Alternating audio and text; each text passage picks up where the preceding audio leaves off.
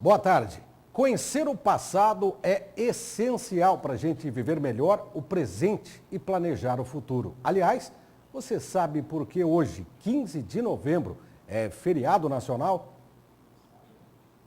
Pelas ruas, o povo fala sobre o feriado nacional.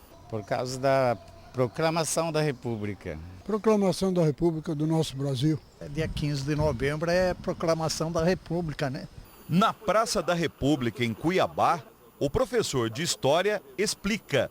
Na segunda metade do século XIX, o Brasil era uma monarquia parlamentar constitucionalista, com os atuais 3 poderes, mais o poder moderador, exercido por um popular, Dom Pedro II. O que nós temos que analisar do nosso país no período do Império, principalmente o Segundo Império, onde ocorre a proclamação da República no final, em novembro de 1889, há 130 anos atrás, a primeira ideia que nós temos que ter é o seguinte: não era um governo absolutista.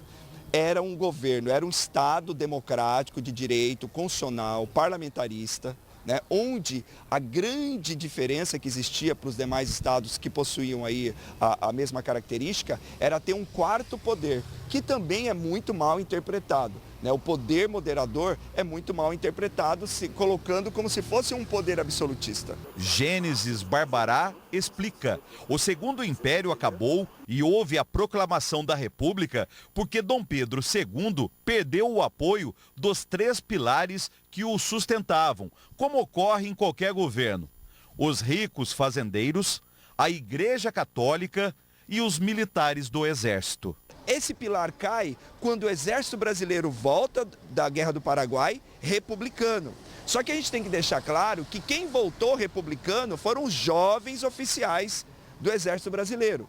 O segundo pilar, que era a Igreja, possuía uma relação muito próxima com o Império Brasileiro. Então, por exemplo, a Igreja ela tinha uma função cartorária no Brasil. Registrava imóvel, nascimento, casamento, óbito, fazia sepultamentos e tudo mais. Em troca disso, o Estado ele mantinha a Igreja no Brasil. E a Igreja no Brasil, antes do Papa, deveria, vamos dizer, não é obedecer o imperador, mas ouvir o imperador. E isso chamava beneplácito e padroado. Só que há uma perseguição na Europa contra a maçonaria, o que faz a Igreja no Brasil começar a perseguir os maçons. Por que Dom Pedro II não era maçom? Dom Pedro II não era maçom porque a maçonaria no Brasil basicamente era dividida entre aqueles que eram de origem brasileira e aqueles que eram de origem principalmente portuguesa. Para ele não ficar de um lado e nem de outro, ele acaba não entrando na maçonaria.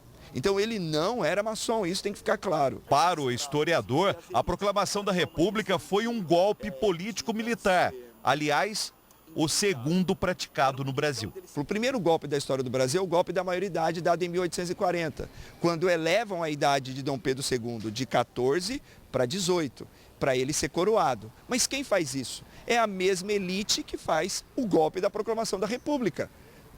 Então, a proclamação da República foi um golpe político-militar, por quê? Porque derrubaram um governo estabelecido, um Estado democrático de direito constitucional, reconhecido mundialmente, foi derrubado para a instalação de um outro governo. Eu não estou discutindo aqui se isso foi bom ou não foi bom, só estou dizendo tecnicamente o processo foi um processo golpista. Para Gênesis, é essencial os brasileiros do século XXI conhecerem a história do Brasil, como a proclamação da República. No Enem agora desse ano, das poucas questões de história que apareceu foi sobre a Constituição de 1824, que inclusive meus alunos que estão vendo sabem que eu disse que ia cair.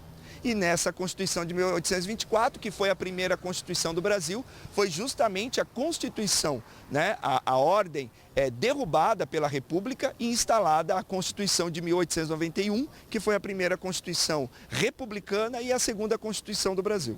A proclamação da República também tem relação direta com Cuiabá. Pela cidade, é possível ver vestígios deste momento histórico do Brasil, como a Avenida 15 de Novembro e as ruas Floriano Peixoto e Marechal Deodoro. É importante a gente saber da história da proclamação da República no Brasil, inclusive porque o próprio Marechal Deodoro, ele morou em Cuiabá. Ele morou em Cuiabá por algum tempo.